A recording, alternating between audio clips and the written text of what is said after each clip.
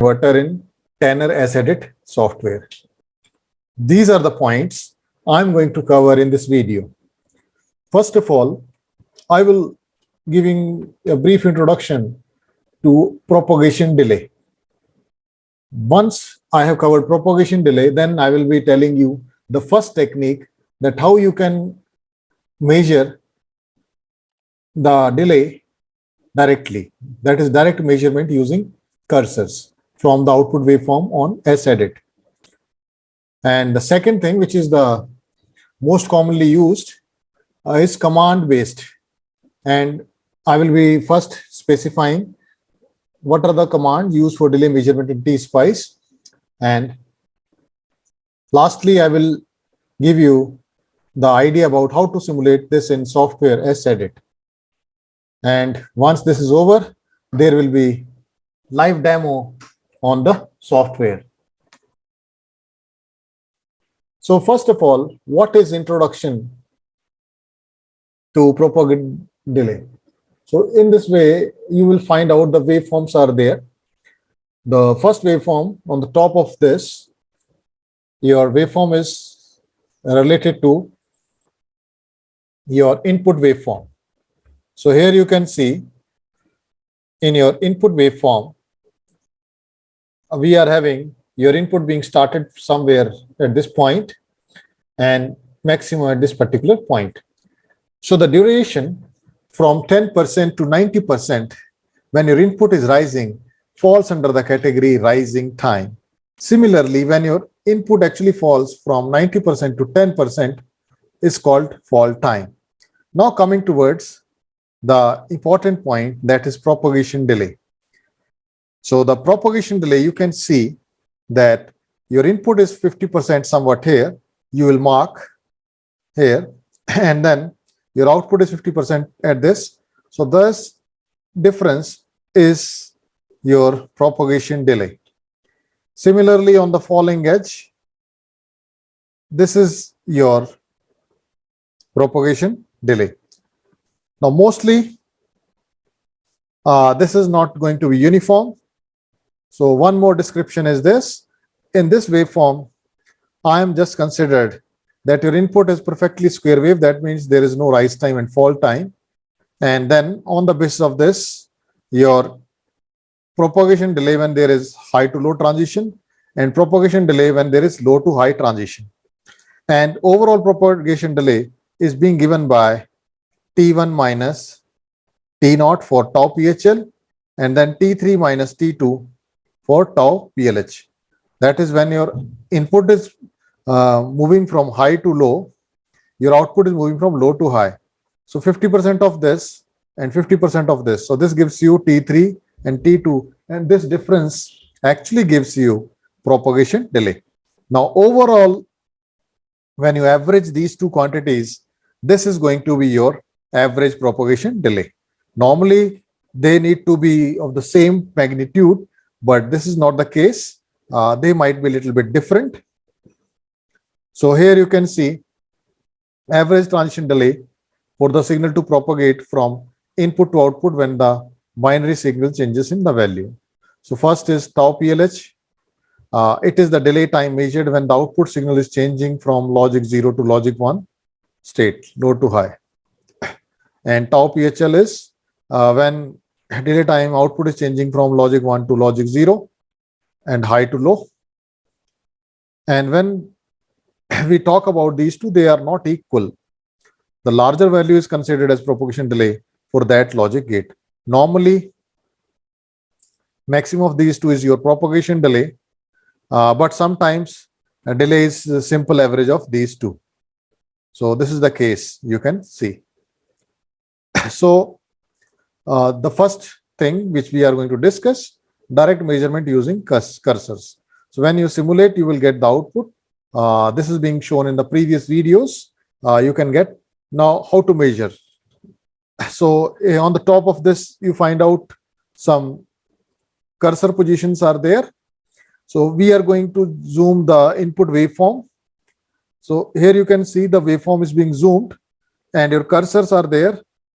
So we will be picking these two cursor thing and when we actually looking at these two cursor thing, then only we can get the exact data. Okay. So this is the case.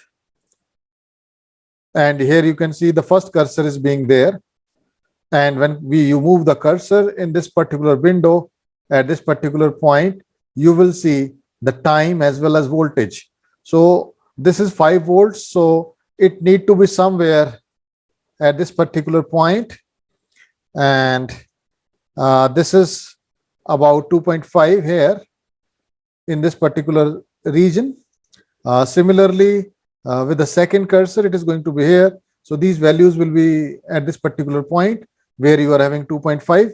So you note down those values and subtract the second cursor value from the first cursor value, and that will be your propagation delay for a particular thing. So here you can see this is time and voltage, and this is your 2.5 voltage point.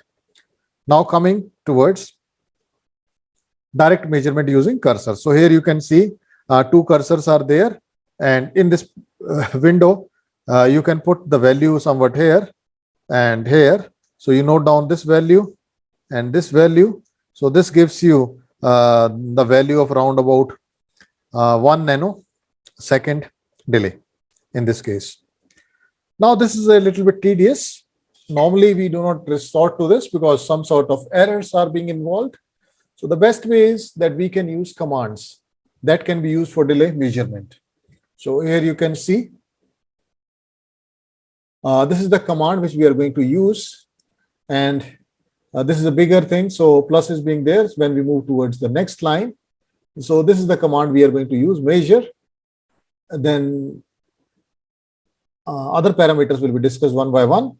So the trans is the type of waveform to be measured. It can be AC, it can be DC. Your T1 is user, the T1. Here you can see T1. So this T1 is user-defined parameter. The T1 is user-defined parameter. You can name it as TPHL, TPLH, or some other thing. Then you will find out 2 values. One is trig, another is targ. So it identifies the beginning of trigger and target. So you have to mention that from where you are going to actually trigger and target. So if you look at the waveforms, here you can see this is the trig value.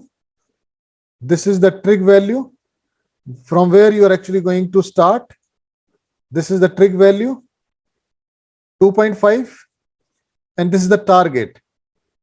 So trig value of the falling edge and target value of the rising edge. This is the difference. And if it is the other way around, then you can say trig value of the rising edge and target value of the falling edge. So you are supposed to specify these things. So here you can see trig value is being specified here, and this is for your input, the name of the input source, and value is 2.5, and we are talking about first rising edge, and both the edges need to be the same. If you're talking about first rising edge, then it will be the first falling edge, and if it is second rising edge, it will be second falling edge. Otherwise there will be quite much disparity in your results. Then target is the output, the value of target which is achieved, and the edge. So this is what you are supposed to do. In your case, when you look, your trig is V in, your target is V out, and the value is 2.5 because the maximum value is 5. So the initial value will be 2.5, 50%. Then rise or fall is equal to R when the condition is met and measurement is performed.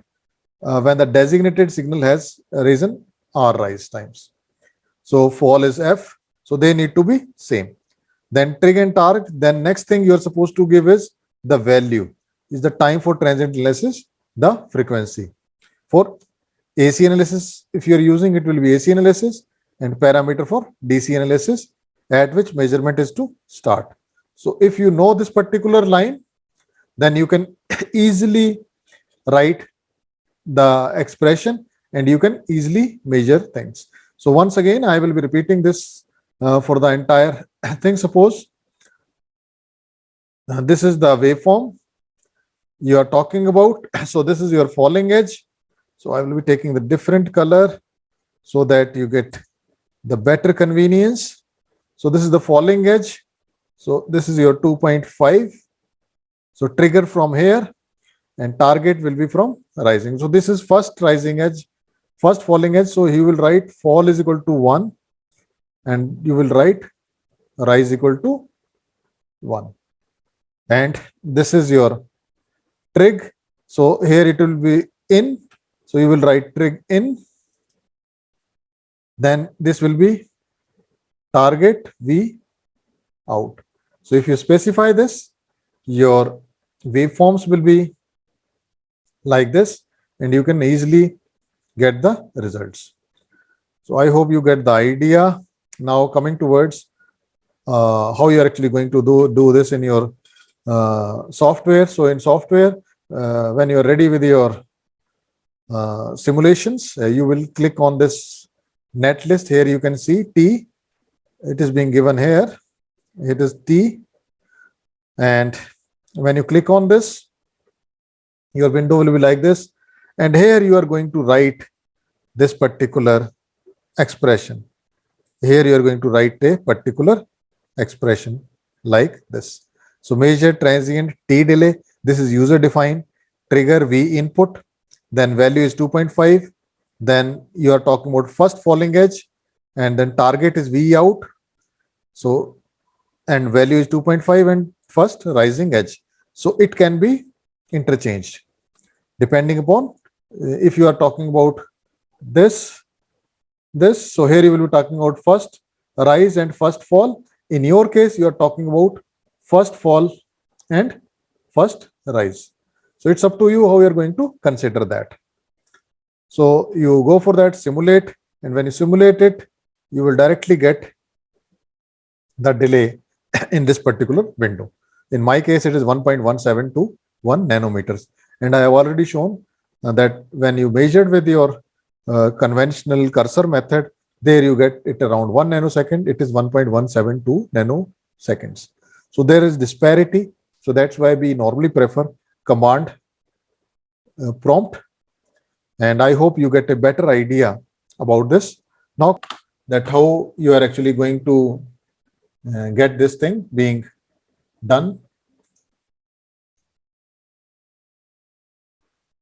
Now I have already discussed the theory with you. Now practical thing. So this is the way you have actually implemented CMOS inverter. Now the next thing is you will click on this T-SPICE and here you can see the window is about to open and your window open like this. And when your window is opened, you will delete the DC analysis because we don't need here in this case. And then you will type the command dot measure and transient and T delay. This is user defined parameter trig.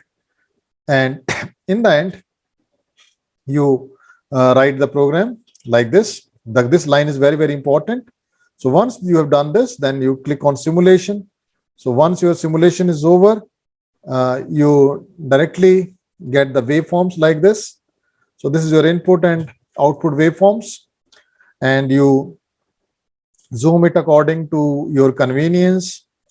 And then from the cursors, as shown here, you took the first cursor and you can see the value of this is being changing.